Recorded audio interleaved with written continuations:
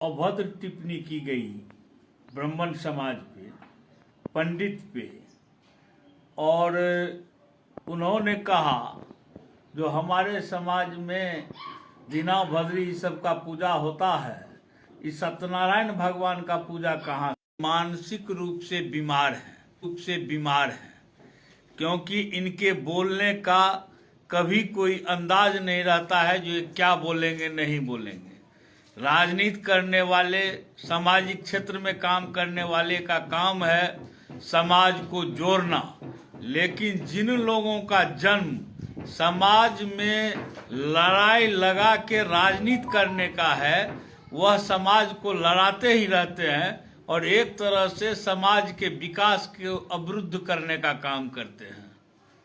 जीतन राम मांझी और मैं माननीय नीतीश कुमार जी से यह मांग करना चाहता हूं, जो वह एनडीए के लिए कलंक है, जो एनडीए में रह के और इस तरह के संस्कारहीन व्यक्ति को एनडीए में रख के और समाज के किसी वर्ग को गाली दिलवा के उनको अविलंब एनडीए से अलग करते हुए उनको बाहर करे।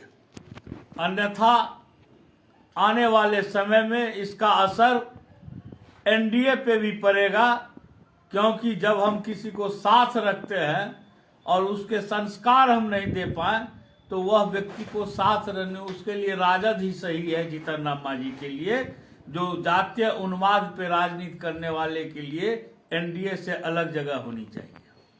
जहां तक जीतन राम मांझी जी को और किन्हीं को जो ब्राह्मण समाज पे इस तरह की बात करते हैं, उनको मालूम होना चाहिए जो ब्राह्मण वही है जो समाज को संस्कारित करके, एक करके आगे बढ़ते हुए समाज के रक्षा के लिए लोगों को प्रेरित करता है, वही ब्राह्मण होता है।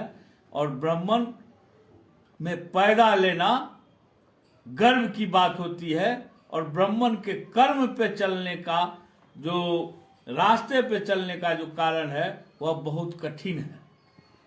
जीतन राम मांझी जी को यह मालूम होना चाहिए, जिस पाटलिपुत्रा की धरती की बात करते हैं तो उस चाणक्य ने एक गाय चराने वाले को, चरवाहा को, चंद्रगुप्त को पाटलिपुत्र का राजा बनाने का काम किया था। और ब्राह्मण समाज जब चाहता है तब वह सत्ता परिवर्तन, जब राजा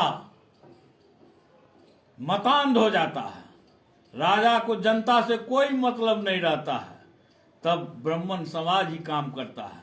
आजादी के आंदोलन को ही देखे जीतन राम मांझी, जो चाहे वह बाल गंगाधर तिलक जी हों या जितने स्वतंत्रता सेनानी हों, जो देश के लिए मरने मिटने के लिए लोगों को प्रेरित किया और मरने मिटने के लिए तैयार रहा, वह ब्राह्मण समाज के अधिकांश लोग थे।